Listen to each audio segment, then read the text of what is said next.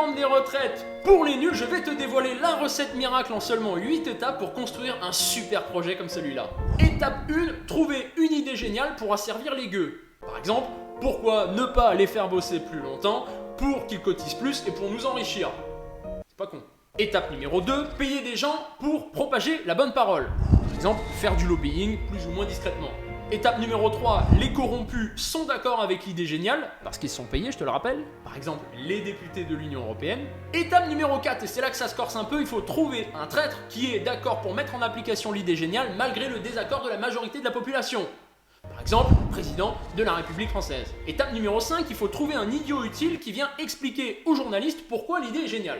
Par exemple, on va prendre le ministre de l'économie qui n'est pas bon en maths. Étape numéro 6, il faut des collabos évidemment pour influencer le peuple à croire que l'idée est géniale. Exemple, les journalistes de BFM TV. Étape numéro 7, il faut une majorité de débiles qui se retrouvent